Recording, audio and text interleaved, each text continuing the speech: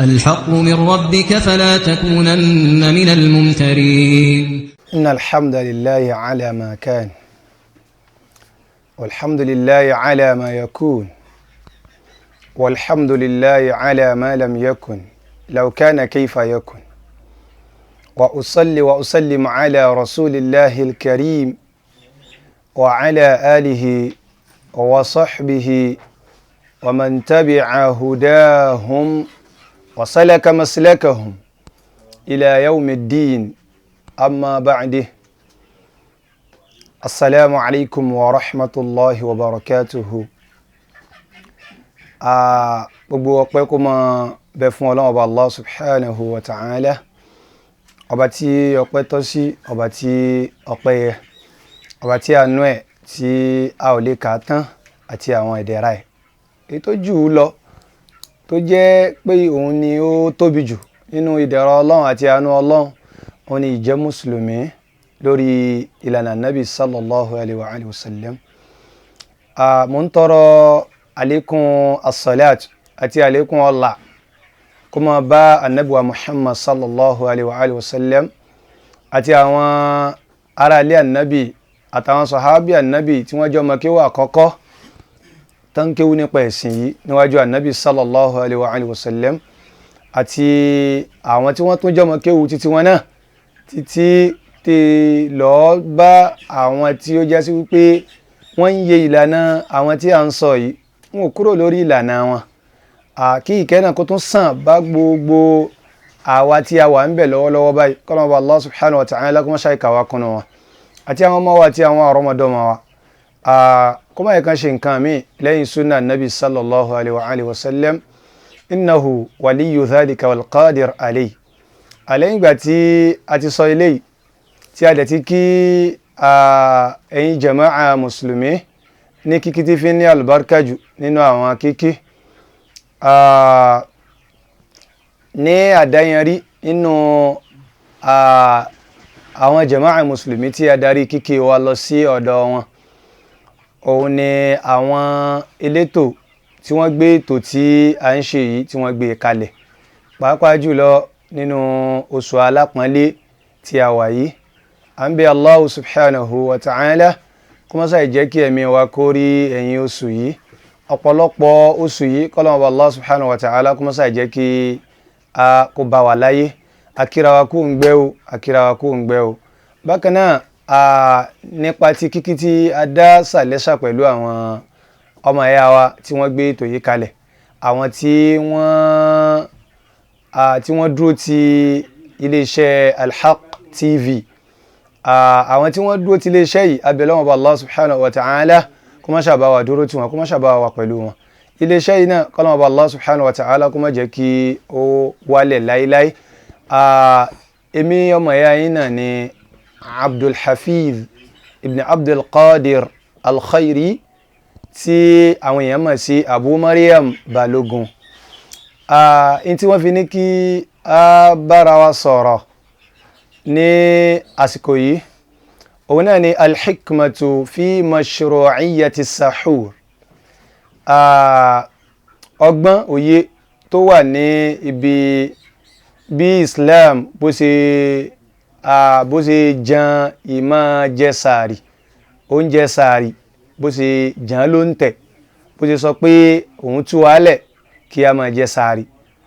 bó ṣe gbé ìdájọ́ rẹ̀ kalẹ̀. Kí ni ọgbọ́n tí ó wà níbi eléyìí? Tá bá wo tọ́píkì yìí, a rí pé in tó bẹ̀rẹ̀ rẹ̀ ní al-hikma, wisdom, ọgbọ́n tó wà behind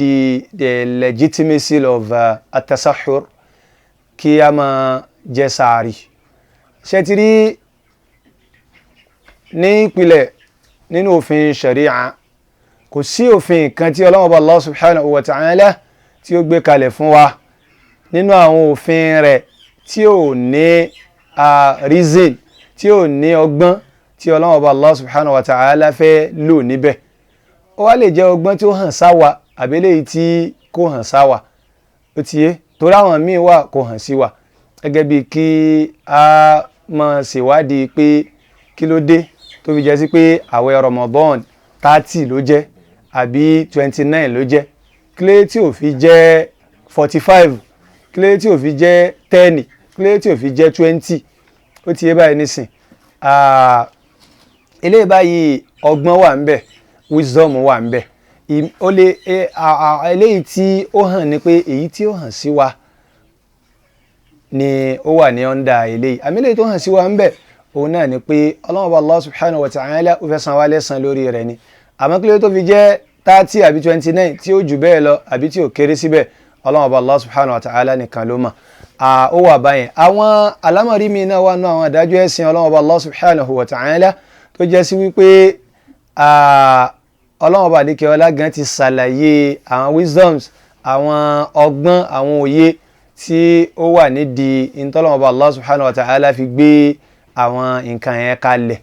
ó ti yé so kí wá ló fà òun ni in tó ní ṣe papọ̀ mọ́ tí àwọn onímọ̀ tí wọ́n gbé kalẹ̀ tí wọ́n máa ń pè ní maqasidu sharia aw maqasidu ash-shar'iyya àwọn in tí òfin ẹ̀sìn tó ní èrò lórí in tó fi gbé àwọn òfin yẹn kalẹ̀ kò sófin kan tọ́lọ́wọ́ Allah subhanahu wa ta'ala ló gbé kalẹ̀ tí ò ní lérò tí ó fi gbé kalẹ̀ òun láfi mọ́ gbọ́nú al-Qur'an láwọn ọ̀pọ̀lọpọ̀ ààyè tọ́lọ́wọ́ bá lékẹ́ ló ti mọ́ ní fa'tabiru ya ulil abisar níbòmí fa'tabiru ya ulil albab níbòmí ọlọ́wọ́ bá Allah subhanahu wa ta'ala yóò sọ pé qad fassalna wa kullan fassalnahu tafsila gbogbo àwọn ilé báyìí gbogbo àwọn àyàtì àtàwọn míì náà àtàwọn àhàdìsù míì náà ó jẹ́ kó yé wa pé ọlọ́wọ́ bá Allah subhanahu wa ta'ala ọlọ́wọ́ bá lọ́ba tí ó mọ̀ wá tó mọ̀ nǹkan tí ó yẹ wá àwọn nǹkan tó dẹ̀ gbé kalẹ̀ fún wa ni ó ti ní àwọn ìdí pàtàkì tó fi gbé àwọn nǹkan yẹn kalẹ̀ so inú àwọn nǹkan tá a gbọ́dọ̀ wá ìdí pàtàkì tọ́lọ́wọ́ bá lékè ọlá fi gbé kalẹ̀ bóyá tá a bá ti mọ àwọn ìdí pàtàkì yẹn a lè wà encouraged láti lè ṣe àwọn nǹkan yẹn torí pé nítorí ká sọ̀rọ̀ nípa òun ni asahur alhikma òun kan ni mo kàn sọ ní ṣókí nípa tọ́pìkì tí wọ́n sọ yẹn alhikmatu fi mashru'iyyati asahur asahur ni wọ́n pè èdè Lárúbáwá dẹ̀ ni asahur ìtumọ̀ rẹ̀ gẹ́gẹ́ ni ma yu'kal fi sahari ìntẹ́yàn máa ń jẹ ní àsìkò asahar ìntẹ́yàn máa ń jẹ ní àsìkò asahar tó bá jásí wípé àmàlà ni tó bá jásí pé ẹ̀kọ ni tó bá jásí pé omi ni ìntẹ́yàn bá sàti jẹ lásìkò yẹn àsìkò kan bẹ tá ń pè ní tó jásí pé Lárúbáwá rẹ̀ ni asahar òun ni akhirul layl tàbí asahar ìtumọ̀ rẹ̀ ni akhirul layl ìgbẹ̀yìn òru oúnjẹ téèyàn bá jẹ nígbẹ̀yìn òru òun làwọn Lárúbáwá máa ń pè ní asahur tó bá wá bí fathi alha ìtumọ̀ rẹ̀ ní at-ta'am bọ̀ tó bá wá bí dummil ha ká sọ pé as-suhur ó ti yé so ìtumọ̀ rẹ̀ ní aklu ma yu'kal fi sahar jíjẹ ìtẹ́yàn máa ń jẹun òun ní as-suhur bal as-sahur òun ló ń jẹ tí èèyàn máa ń jẹ gẹ́gẹ́ náà kí wá ní ọgbọ́n òye tó wà níbi oúnjẹ òun gangan téèyàn máa ń jẹ so kò wá sí bá ti fẹ́ sọ ọgbọ́n òye tó wà níbi oúnjẹ òun téèyàn máa ń jẹ gangan tí ò ní sí ọgbọ́n tá à ní mẹ́nuba ọgbọ́n àti òye tó wà níbi jíjẹ tí à ń jẹ nǹkan yẹn náà tá bá fẹ́ sọ eléyìí báyìí a gbọ́dọ̀ mẹ́nuba àsìkò yìí tí a ti ṣàlàyé fúnra wa yẹn pé n ti ń jẹ́ asahar òun ni akhirul layl ìgbẹ̀yìn òru Ọlọ́hun Ọba Allah subhanahu wa ta'ala ó sì yin ìgbẹ̀yìn òru yìí kódà nígbà tí ó yìn papọ̀ mọ́ àwọn ẹni rere ni gẹ́gẹ́ bó ṣe wà nínú suratu Dhariyat aya 17 àti 18 nígbà tí Ọlọ́hun Ọba Allah subhanahu wa ta'ala ń sọ̀rọ̀ nípa pé innal muttaqina fi jannatin na'im Ọlọ́hun Ọba alikẹ́lá wá ń ròyìn àwọn olùpáyà Ọlọ́hun Ọba alikẹ́lá ròyìn wọn pẹ̀lú pé kánú qalilan minal layli ma yahja'un wa bil ashari hum yastaghfirun àwọn eléyìí báyìí ní àkókò sàárì wọ́n máa ń ṣe kíní ni wọ́n máa ń tọrọ àforíjìn ó túmọ̀ pé Ọlọ́hun Ọba àlékè ọlá ó sọ pé àwọn ẹrúsìn Ọlọ́hun Ọba kan wà tó yẹ pé wọ́n mú àsìkò sàárì wọ́n mú ní ọ̀kánkúndùn tó yẹ pé Ọlọ́hun Ọba Allah subhanahu wa ta'ala òun ni wọ́n máa ń sìn nínú rẹ̀ ẹ wá rí pé àkókò sàárì yìí ó ti wà yálà wà nù Ramadan àbá sínú Ramadan àmọ́ ńgbà tí ó gbajúmọ̀ jù òun nígbà tá a bá wà nù Ramadan gẹ́gẹ́gẹ́gẹ́ náà nínú àwọn ọlá nínú àwọn ẹ̀kọ́ àwọn ọgbọ́n tí Ọlọ́hun Ọba Allah subhanahu wa ta'ala tó torí rẹ̀ gbé nǹkan yìí kalẹ̀ látara pé kí àwọn èèyàn tó jẹ́ sí pé bóyá òròjú àbí nǹkan míì ní máa ń ṣe wọ́n pé mi ò ní jẹ sàárì ń tèmi kílógílé mo ń wá bí sàárì ṣe bí wọ́n ti ní ká gbàwẹ̀ tó a gbàwẹ̀ so àbóyá tá a bá sọ àwọn ọgbọ́n tó wà ń bẹ̀ àwọn òye tó wà ń bẹ̀ bóyá ẹlòmíì lè wò pé fún tá ti sọ yìí o èmi ò mọ̀ jí sàárì kódà yín tó mọ̀ jẹ sàárì ó ti yé báyìí nísìn hadithu kan bẹ tí alimamu al-Bukhari alimamu Muslim tí wọ́n gbé jáde hadithu afawa Anas bin Malik radiyallahu anhu wa arda ó ní anabi sallallahu alaihi wasallam ní tasaharu fa inna fi sahuri baraka ẹ máa dìde ní sáàrì kẹ́sì máa jẹun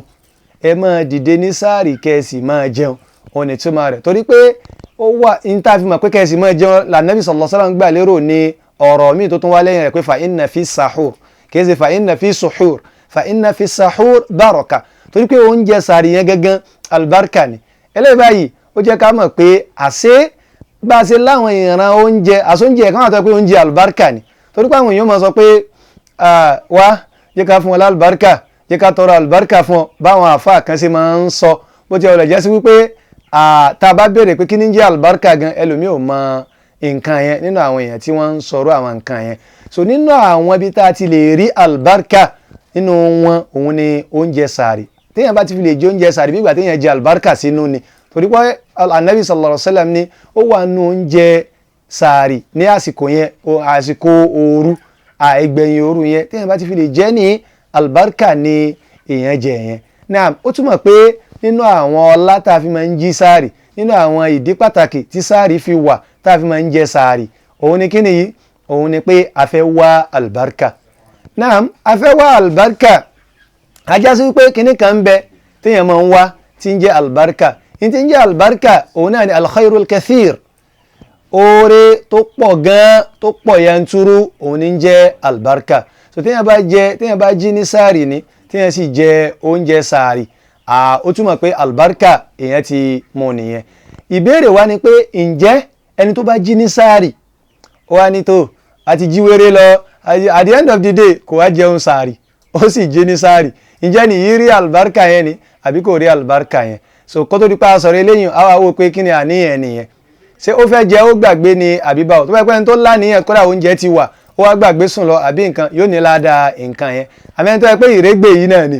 kì í ṣe pé bóyá ó gbàgbé ó máa ń mọ̀ kò jẹ́ ni ó wá jí ní sáàrì ẹni yìí báyìí kò ní torí eléyìí kò ní ládàá yẹn sọ́dọ̀ kò ní torí eléyìí kò ní àlùbáríkà yẹn torí pé kò jẹ oúnjẹ sáàrì yẹn ni kò jẹ́ sínú sọ́dọ̀ pé àlùbáríkà náà sì ni òǹkálukú wá ń wá káàkiri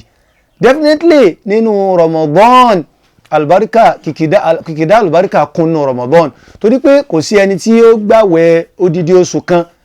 tí ò ní jí sáàrì àfẹni tí ò bá wá albarika lókù ẹ wá wò nísìn Ọlọ́run wá ṣàánú ẹ̀yin ẹ wá jí sáàrì gbogbo òru 30 yẹn àbí òru 29 ẹ wá dúró albarika tẹ́ ti kó ó túmọ̀ pé inú oṣù yìí kìkìdá albarika ni so téèyàn bá kàn ń sọ pé oṣù albarika lélẹ́yìí so torí pé àwa ní báyìí gẹ́gẹ́ bí mùsùlùmí òdodo gẹ́gẹ́ bí mùsùlùmí tó mọ tí ń ṣe a gbọ́dọ̀ sọ kíní kan nípa ẹ̀sìn àyàfi pẹ̀lú ẹ̀rí téèyàn bá pé àwẹ̀ oṣù Ramadan ní oṣù albarka ó tó bẹ́ẹ̀ ojú bẹ́ẹ̀ lọ nínú ẹ̀rí rẹ̀ náà ni pé a máa ń jí sáàrì oúnjẹ sáàrì yẹn ni albarka wà níbi nǹkan yẹn lélẹ́yìí ọ̀pọ̀lọpọ̀ àwọn nǹkan tó lọ́wọ́ bá Allah subhanahu wa ta'ala fi oore tó pọ̀ sí tó fi albarka sí nínú rẹ̀ òun ni oúnjẹ sàárì yẹn kódà anabi sallallahu alaihi wasallam ka eléyìí kún wípé kéèyàn jẹ oúnjẹ yẹn torí pé alibarika wà ń bẹ imagine kéèyàn jẹ alibarika sínú mọ tí ó ṣèyàn ni mọrun tí ó wà ní ara yẹn spiritually ó ti yẹ báyìí ní sí tí ó wà ní ara yẹn kéèyàn jẹ alibarika kéèyàn jẹ nǹkan yẹn sínú ẹ rí i pé léyìí báyìí ó pure ọlọ́run bá dìkẹ́ ló sọ ọ́ di alibarika unlike àwọn nǹkan míì táwọn èèyàn míì máa ń gbé wá pé àwọn ṣéwù wa ó yá ẹ mú kẹlẹ̀ǹbẹ̀ wọ́n ti tọ́ sí bíbí ó yẹ ẹ̀la àlùbáríkà ni òógùn ara àwọn ṣé ẹ̀la ayìyàmà àwọn nǹkan tó jẹ́ sí pé nǹkan ẹ̀gbin ni ntí ò bá a mu ni so kátó tó wá ní ọlọ́run bá lékè ọlá ànábì sallallahu alaihi wasallam pé nǹkan yẹn lálùbáríkà àmọ́ oúnjẹ sàárì yìí àlùbáríkà ni ó ti yé báyìí nísìn so ó dáa púpọ̀ torí tábàní kí ló dé fẹ́ jí sàárì ká mọ ọlápá à ń lé àlùbáríkà náà ànábì sallallahu alaihi wasallam látara pé ká fi mọ̀ wípé oúnjẹ yìí a gbọ́dọ̀ jẹ́ kó fò wá rò ẹ jẹ́ ká lọ lè wo hadith tí Imam Bukhari àti Imam Muslim náà gbà wá náà látọ̀dọ̀ àfáàwà Abu Sa'id al-Khudri radiyallahu anhu wa radahu. Abu Sa'id al-Khudri radiyallahu anhu wa radahu ó ní anabi sallallahu alayhi wa sallam anabi sallallahu alayhi wa sallam ní ẹ máa jí sáàrì o tasaharu ẹ máa jí sáàrì o torí wípé fa inna al-malaika yusalluna ala man tasahar aw ala man yatasahar torí pé àwọn màláíkà lélẹ́yìí wọ́n máa ń jí sáàrì. nínú riwaya Abu Sa'id al-Khudri òun ni qawlu tá nàbí sallallahu alaihi wasallam sọ pé walaw an yajra'a ahadukum jur'atan min ma kódà tó bá jẹ́ pé omi gẹ̀ẹ́kan òun náà lẹ́ẹ̀mù ni kódà tó bá jẹ́ pé omi gẹ̀ẹ́kan òun náà lẹ́ẹ̀mù ni fa innal malaika yusalluna ala sahirin aw ala man yatasahhar torí pé àwọn màláíkà wọ́n máa ń ṣàdúà wọ́n máa ń tọrọ as-salat wọ́n máa ń ṣàdúà fún gbogbo ẹni tí ó bá jí sáàrì. ó túmọ̀ pé nínú àwọn nǹkan tó fi ẹ̀ka jí sáàrì lẹ́yìn pa ń wá àlùbáríkà àti wọ́n ń wá oore láńlá pé tó àwọn màláíkà máa ń ṣàdúà fún ẹni tó bá jí sáàrì tó sì jẹ oúnjẹ sáàrì torí pé Ànábì dé pé kódà tó bá yẹ pé omi òun lẹ́ẹ̀mú ni torí ẹlòmíì yóò sọ pé kèé wù mí jẹ ni mo yé ti kí n máa mú mi kí n máa fi nǹkan kan ní táìmù kódà mú mi medically gan nǹkan yẹn ní báyìí nǹkan tó dáa ni. nínú àwọn wisdom nínú àwọn ìdí pàtàkì tọ́lọ́mọ bá àdìkẹ́ ọlá fi gbé ìdájọ́ yìí kalẹ̀ pé ká máa dìde ká máa jẹun òun ni pé ká fi rí oore láńlá oore làǹlà ká fi rí mú torí pé àsìkò yẹn gẹ́gẹ́ ni àsìkò al-istijaba àsìkò tá a máa ń jẹun sààrì yẹn àsìkò istijaba ni torí pé àdìsù Abu Hurairah radiyallahu anhu àti al-Imam Bukhari àti Imam Muslim wọ́n tún gbà wá bákan náà. Abu Hurairah ni Ọlọ́hun Ọba Allah subhanahu wa ta'ala Ànábì ni Ọlọ́hun Ọba Allah subhanahu wa ta'ala máa ń sọ̀kalẹ̀ ní gbogbo ojoojúmọ́ ẹgbẹ́ bá yìí sọ pé kódà ní òru ọ̀la yìí Ọlọ́hun Ọba àlekẹ́ ló tún sọ̀kalẹ̀ láti orí òkè al-Arashi yóò sọ̀kalẹ̀ sí sàmà dúníyà ó ti yé báyìí nísìn ó ní tọ́lọ́hun Ọba àlekẹ́ lábá ti wá sọ̀kalẹ̀ ní tọ́lọ́hun Ọba àlekẹ́ ló mọ̀ sọ ni pé man yastaghfiruni fa aghfir lah talẹ́ni tí ó tọrọ àforíjì kí n foríjì man yad'uni fa ujib talẹni tí yóò pè mí Ọlọ́run Ọba ta ni yóò béèrè nǹkan lọ́dọ̀ mi kémi Ọlọ́run Ọba kí n dá lóhùn. ó túmọ̀ pé táìmù yẹn táìmù tọ́lọ́run Ọba máa ń gbàdúrà ni. inú àwọn ọgbọ́n tí Ọlọ́run Ọba àlékè ọlá tó fi gbé ìdájọ́ ká máa jẹ sàárì kalẹ̀ òun ni pé ká fi lépa bá al-istijaba gbígbàdúrà. sẹ́ni wọn pé gbígbàdúrà dẹ̀ ni kò sẹ́ni tí ò nífẹ̀ẹ́ irú àwọn nǹkan yẹn ní àsìkò ìgbà tí Ọlọ́run Ọba àlékè ọlá máa ń gbàdúrà nígbà yẹn. nínú àwọn ọgbọ́n tó tún ṣe pàtàkì jù òun ni pé àwọn nǹkan tọ́lọ́run Ọba àlékè ọlá ṣe ní ọ̀ranyàn fún wa so that ká fi lépa bá torí pé Ànábì sallallahu alaihi wasallam tó bá ti fi lè jí sáré tán àfáwà Anas bin Malik radiyallahu anhu ó gbà wá nínú hadith tí al-Imam Tabarani tí wọ́n gbé jáde ó gbà wá pé òun àtànábì àwọn jọ ṣe ìran ok àfáwà Anas náà ló gbà ó ní Ànábì wa Muhammad sallallahu alaihi wasallam àti Zayd ibn Thabit wọ́n jọ jẹ sáré wọ́n sì wá jẹ sàárì tán báyìí wọ́n sì bọ́ sí mọ́sálásí nìyẹn wọ́n bá kírun fún àwọn èèyàn eléyìí báyìí ó jẹ́ ká lè rí ìrun mú wá lásìkò àbẹ́ni tí ò bá jí sàárì yóò ti sùn lọ kò ní lè rí ìrun fájírì yẹn kò ní lè rí ìrun yẹn ni kò ní lè rí mú wá. ó túmọ̀ pé àwọn ọlá ó pọ̀ gan nínú ká máa jẹ sàárì à ń rọ àwa jàmáà mùsùlùmí sàárì yìí àwọn ọlá pọ̀ ń bẹ àwọn ọgbọ́n tí Ọlọ́run Allah subhanahu wa ta'ala tó fi gbé kalẹ̀ ó pọ̀ gan ẹ jẹ́ ká lọ bẹ̀rẹ̀ lọ́dọ̀ àwọn àfà torí àsìkò òun ló jẹ́ ká máa gé àwọn nǹkan yìí pépè tá a bá ní ká kẹnu bọ ọ̀rọ̀ nípa àlùbáríkà lásán tó rò papọ̀ mọ́ àwọn ọgbọ́n àwọn òye tó wà níbi ntí ká fi máa jẹ oúnjẹ sàárì ó ti yé báyìí nísìnyí àmọ́ kẹnu bọ̀ lọ ni. nínú àwọn nǹkan tá a ti wá sọ ní ṣókí òun ni wípé ìyàtọ̀ wà láàrin kájí sàárì àti oúnjẹ sàárì. oúnjẹ sàárì yẹn gẹ́gẹ́ albarka ni téèyàn bá ti fi lè jẹ nígbà téèyàn jẹ albarka sínú ni téèyàn bá ti fi lè jẹ albarka sínú báyìí èèyàn náà di ẹni tí ó ti lálùbáríkà nú nìyẹn kódà ẹni ẹni náà alhamdulillah mo jẹ oúnjẹ albarka sínú ẹni tó ń jẹ oúnjẹ albarka sínú báwo láti ṣèròyìn ẹ tá bá fẹ́ ṣèròyìn irú ẹni yẹn unlike àwọn tí wọ́n ń gba albarka pẹ̀lú ẹ̀gbin tí ó yẹ pé kò sí ẹ̀rí tó fi irú albarka yẹn kò sí ẹ̀rí tó fi ìdí rẹ̀ múlẹ̀ torí báyìí náà ó ṣe pàtàkì fún wa kí a máa dìde kódà tó bá jásí pé tamar kódà tó bá jásí wípé fruit òun náà là á jẹ a gbọ́dọ̀ fi nǹkan kankan nu òun ni illa tó wà ń bí àdísù Abu Sa'id al-Khudri radiyallahu anhu wa arda tánàbí ni walaw an yajra ahadukum jur'atan min ma kódà tó bá yẹ pé omi gẹ̀ẹ́ kan òun náà lẹ́mọ̀ ni ẹ jí sáàrì ọlá àlùbáríkà tó wà ń bi nǹkan ẹ̀ sẹ́ẹ̀sì mọ̀ pé gbólóhùn tí láó tó bá ti fi lè wà ń bẹ̀ gbólóhùn tí láó bá ti fi lè wà ń bẹ̀ ó ní tí àwọn àfà tí wọ́n máa ń pè nǹkan yẹn irú rẹ̀ ní èyí tí anabi sallallahu alaihi wasallam sọ pé tí ì bá ṣe pé lawla an ashqa ala ummati tí ì bá ṣe pé yìí fẹ́ eléyìí báyìí òun ni ìṣàrọ̀ táfi máa mọ̀ pé oore ó wà níbi irú àwọn nǹkan báyìí abẹ́ ọlọ́run ọba Allah subhanahu wa ta'ala kó má ṣe rọrùn fún wa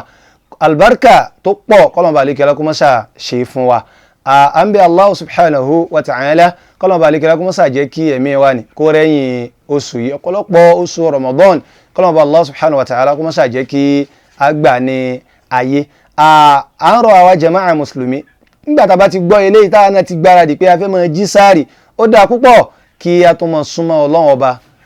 káwa náà wà nínú àwọn tí ọlọ́run ọba àlekèlá ròyìn wọn pé wabil ashari hum yastaghfirun ó túmọ̀ pé wọ́n ń ṣe dik ní táìmù yẹn náà àǹfààní pé yẹn máa ń ṣe àdíkìrì ó wà ní táìmù yẹn. níparí orúkọ èmi tí mò ń sọ̀rọ̀ látàárọ̀ òun náà ni Abdulhafiz ibn Abdulqadir Al-Khairi tí gbogbo àwọn èèyàn mọ̀ sí Abu Maryam Balogun. àwọn elétò tí wọ́n gbé wa wá tí wọ́n ní kí a mọ̀ tán ṣe ìbánisọ̀rọ̀ yìí tán ṣe nírọ̀rùn wọn náà ni àwọn Al-Haq TV ọlọ́run ọba Allah subhanahu wa ta'ala là ń bẹ̀ kó má ṣàbá wa dúró tì wọ́n kó má rẹ̀ wọ́n lẹ̀ ọ̀pọ̀lọpọ̀ àwọn nǹkan oríire báyìí kọ́lọ̀ bá àlékẹ́lá kó má fi wọn irú àwọn nǹkan tó pọ̀ ní àwọn nǹkan tí ó súnyàn mọ́ oore tí ó súnyàn mọ́ àlìjẹ́nà ọlọ́run ọba Allah subhanahu wa ta'ala kó má ṣàmọ́ ti àtọwọ́ ẹnì kọ̀ọ̀kan wa gbà á ṣe innahu waliyyu dhalika wal qadir alayhi. اللهم إن للسان زلاتي فاغفر زلات ألسنتنا وللحديث أفواتي فاعف عن أفوات حديثنا وللكلام السقطات فتجاوز عن سقطات كلامنا وأرينا يا إلهنا الحق حقا وارزقنا اتباعه وأرينا الباطل باطلا وارزقنا اجتنابه ولا تجعله ملتبسا علينا فنزل ربنا آتنا في الدنيا حسنة وفي الآخرة حسنة وقنا عذاب النار سبحانك اللهم وبحمدك أشهد أن لا إله إلا أنت أستغفرك وأتوب إليك. السلام عليكم ورحمة الله وبركاته. سبحان الله والحمد